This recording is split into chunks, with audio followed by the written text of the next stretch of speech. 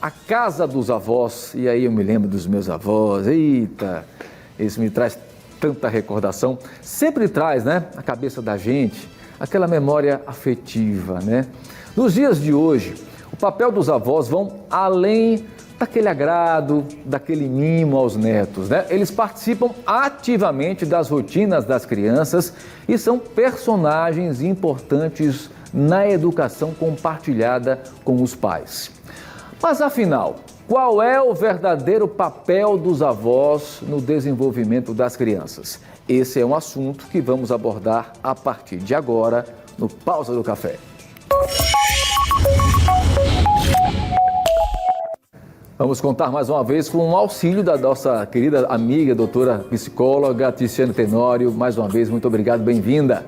Bom dia, Tiago. Sempre muito agradável estar aqui. Bom dia para quem está assistindo. Doutora Ticiane, como eu disse aí na abertura, os avós cada vez mais estão suprindo aí a presença dos pais, porque muitas vezes os pais estão aí, né, matando o leão todos os dias, na labuta, e muitas vezes essas crianças não têm onde ficar, deixam na casa dos avós, né? Então, o papel dos avós está cada vez mais inserido, acaba que na educação da própria criança.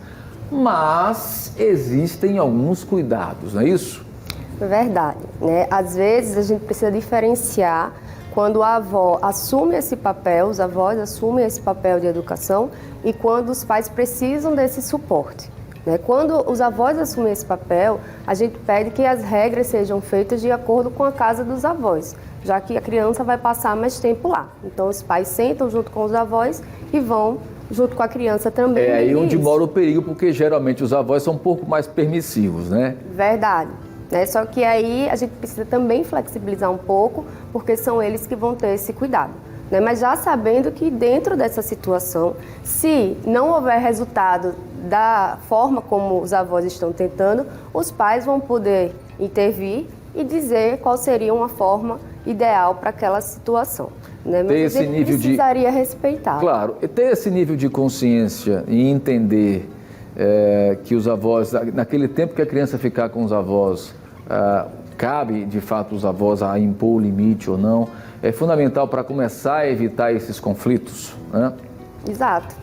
Como eu falei, na outra situação em que os avós ficam por uma necessidade, por uma ajuda, para a criança fica muito confuso ter uma regra em casa, ter uma regra na escola, uma regra na rua e uma regra na casa dos avós. Sabe a quem atender, né? Ela não sabe para que lado vá.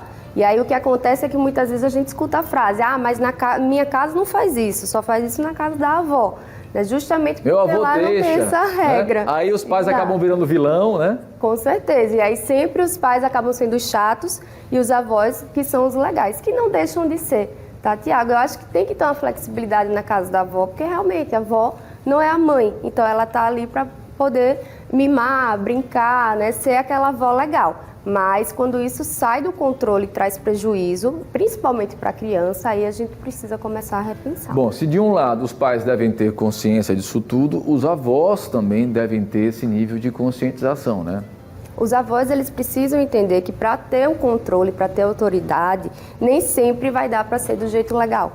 Às vezes a gente vai ter que deixar a criança se frustrar, ficar triste, às vezes a criança não vai gostar, só que isso faz parte do processo. E a gente precisa também priorizar a saúde da criança. Vamos supor uma vacina, a criança precisa tomar, mas não quer ir porque tem medo, vai doer. A gente precisa deixar que ela passe por essa frustração, que ela sofra, para entender que é algo importante para a vida dela. Pois é, preciso buscar o equilíbrio, né? Porque muitas vezes até os netos são espertinhos também, né? Vamos falar sério, se utiliza dessas situações, né? O nosso diretor está aqui, olha, o meu neto diz que toda vez que vou de encontro a alguma coisa, ele diz, vou chamar minha advogada, é a avó, né? A avó que permite tudo, né? Enfim, tem que buscar realmente o equilíbrio de ambas as partes, né? Doutora Ticiane, mais uma vez, muitíssimo obrigado, tá?